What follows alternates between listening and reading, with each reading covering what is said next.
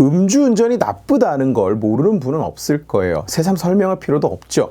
한국은 다른 나라에 비해서 유독 포금을 하는 문화가 존재합니다. 그래서 다른 나라들이 주취, 운전을 할 때 취했었나 아닌가를 따지는 데 반해서 우리는 음주, 술을 입에 댔느냐 안 댔느냐를 기준으로 합니다.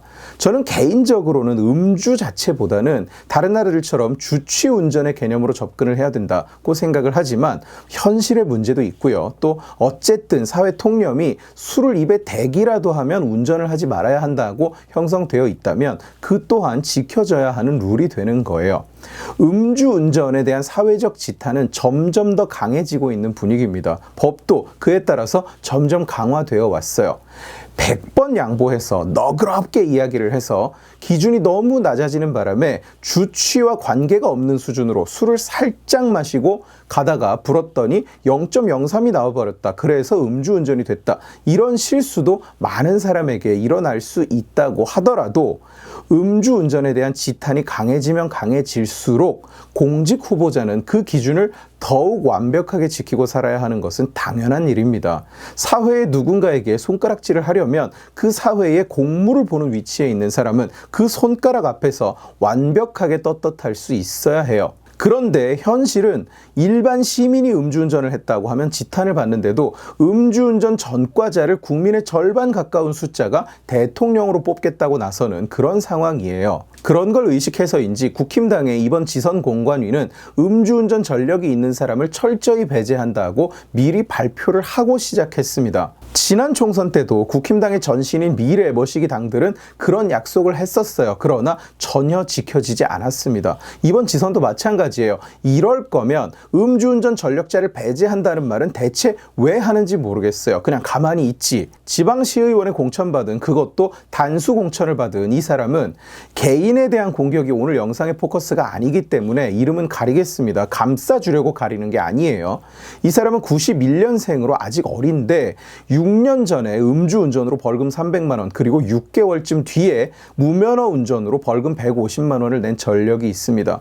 음주로 면허가 정지나 취소됐고 그 상태로 차를 계속 몰고 다니다가 걸렸다는 얘기죠. 참고로 이 사람은 또한 군대를 비하한 전력도 밝혀졌습니다. 요새 군대가 군대냐, 군대 가서 페북도 하고 카톡도 하니까 군대 꼬라지 보이 세상 존나 좋아졌다고 하셨네요. 이 사람은 심지어 말씀드렸다시피 단수 공천이에요. 원래 이 지역을 노리던 후보도 아닙니다. 부산에 2번을 신청했다가 떨어졌는데 이번에는 기회를 잘 잡았는지 다른 도시에 갑자기 넣어서 단수 공천을 받았어요. 비슷한 케이스는 또 있습니다. 서울 어딘가 구의원에 단수 공천받은, 역시 1991년생이에요. 2017년에 음주운전 벌금 500만 원, 2018년에 무면허 운전 벌금 100만 원. 여기도 음주로 면허가 취소되고 무면허로 그냥 몰고 다니다가 걸려서 무면허 전과까지 추가된 듯이 보이죠. 이 사람도 단수 공천입니다. 2명 뽑는 선거구에 민주당 하나, 국힘당 하나 나와서 사이좋게 당선이 확정이에요. 이 둘이 눈에 띌 뿐이지 이 둘만 있는 것도 아닙니다. 이럴 거면 음주 전력자는 철저히 걸러낸다. 이따위 말은 대체 왜 하는지 이해가 안 갑니다. 일각에서는 옛날 일이니까 봐줘야 된다. 몇 년 전, 10년 전 범죄 경력을 가지고 불이익을 줘서는 안 된다. 이렇게 이야기를 합니다. 좋아요. 그렇게 말하는 사람에게 묻고 싶습니다. 그러면 몇 년까지 봐줍니까? 5년은 안 되고 10년은 됩니까? 19년까지는 안 봐주는데 20년 지나면 봐줘야 됩니까? 몇 년 전 전력까지 받아들일 수 있습니까? 그러면 사기는 몇 년 지나면 나올 수 있습니까? 검사 사칭은 사면 몇 년 뒤에 출마 가능하죠? 저드스는 몇 년 지나면 출마가 가능한가요? 누가 결정합니까? 그걸? 누가 허가합니까? 그걸? 제가 문재인네가 민주당 잘못으로 보궐선거를 치르면 해당 선거구에 후보를 내지 않겠다고 정했다고 대대적으로 홍보를 해놓고 서울, 부산에 후보를 냈다고 얼마나 비판을 했습니까? 저 약속은 자기네가 윤리적이고 책임지는 정당이라고 홍보하는 수단이었어요. 그런데 홍보 효과만 누리고 그걸 안 지켰으니까 욕을 먹어서 마땅하죠. 그러면 국힘당은 음주운전 공천 배제라는 약속 자체가 이재명과 대비되는 홍보 효과를 노린 거 아닌가요? 지들은 윤리적인 것처럼 광고만 때려놓고 뒤에서는 줄 서고 라인 타고 백 쓰고 낙하산 타고 뒤에 주포가 힘이 있으면 음주 그까짓 거 다 무시하고 공천이 된다. 이 짓을 하고 있는 겁니다. 국힘당이. 룰을 정했으면 그냥 거기에 따르는 거고 못 따르겠으면 룰을 정하지 말아야지. 광고는 광고대로 하고 뒤에서 자리 장사는 자리 장사대로 하고 부끄럽지 않습니까?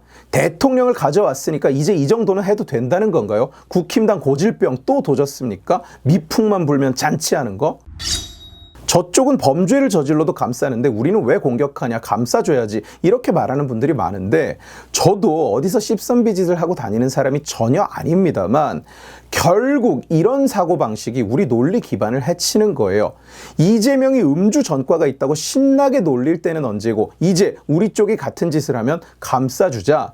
무슨 좌파랑 싸우다가 생긴 전과도 아니고 니들이 보기엔 잘못이지만 우리가 보기엔 영웅이다, 이것도 아니고 그냥 단순한 전과예요. 억울한 누명도 아니고 상대 측의 억지를 써서 생긴 과거도 아니고 정치적 입김이 들어간 판결도 아니고 그냥 지가 술을 먹고 운전하다가 면허가 취소되고 그러고도 차를 계속 몰고 다니다가 무면허로 또 걸린 것뿐입니다.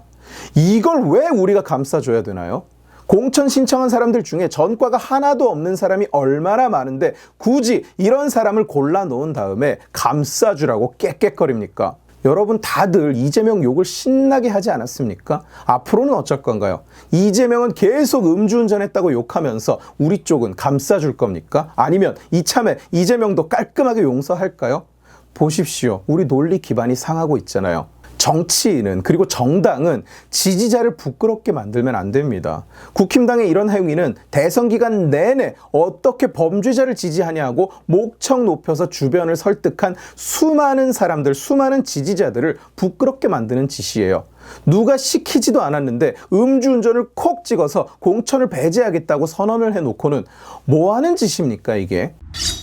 자, 이 대목에서 누군가가 이렇게 말할 거예요. 음주 공천 배제 기준은 15년 내에 3회, 2018년 이후 1회라서 3번 걸리지 않으면 괜찮다고 기준을 어긴 게 아니라고요. 이 기준마저 어기고 공천을 받은 사람이 전국에 하나도 없는지 있는지는 일단 차치하고, 물론 있습니다만 굳이 이름을 공개하지는 않겠습니다. 그러면 그 기준을 이재명한테도 똑같이 적용해야죠. 안 그렇습니까? 이재명은 왜 욕하나요? 지지자들이 이재명이 음주운전을 했다고 욕을 하면 국힘당 니들이 나서서 방어를 해줘야 돼요. 왜냐? 니들 기준에 이재명은 통과 아닌가요?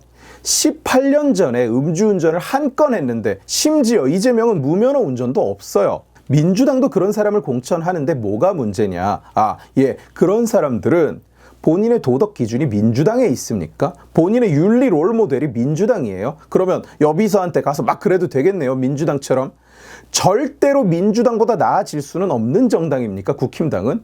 그 말은 전력이 없는 사람 중에 전력이 있는 사람보다 나은 사람이 하나도 없을 때나 가능한 헛소리죠. 2020년 기준 대한민국의 전과자는 전 국민의 29.8%입니다. 거의 셋 중 하나가 전과가 있다는 얘기예요. 너무 많죠. 대한민국은 툭 하면 전과가 생기는 나라입니다. 이번 지선 후보 중에 전과자 비율은 민주당 31%, 국힘당 35%, 무소속 53%예요. 물론 온갖 걸 다 민사가 아니라 형사로 때려버리는 대한민국 법체계상 정치 활동을 열심히 하는 사람들은 전과가 생기기 쉽습니다. 그건 감안해야죠. 그러나 음주운전, 그것도 죄질이 나쁜 음주 무면허 콤보는 정치 활동을 열심히 해서 생기는 건 아니죠. 그리고 심지어 지들이 세워놓은 일반 시민들이 보기에는 어처구니가 없는 음주 3회 누적 시 공천 배제, 윤창호법 이후 음주운전 공천 배제 같은 그 조건마저도 넘어선 사람들이 무더기로 공천을 받는 상황은 그야말로 할 말이 없는 거예요. 여담이지만 경남의 한 특정 도시에서 시의원, 도의원 후보 중에 이런 사람들이 떼거지로 공천을 받았는데 음주 무면허, 음주 무면허, 현역 도의원이 음주, 윤창호법으로 1200만 원 벌금 받은 사람, 무슨 일이 벌어지고 있는 건지 대충 짐작이 가시죠? 정치를 하고 싶은 사람은 당연히 몸가짐과 행동을 조심해야 됩니다. 그게 정직하고 올바르게 살아가는 절대 다수 시민에 대한 예의이자 기본 중 기본이죠.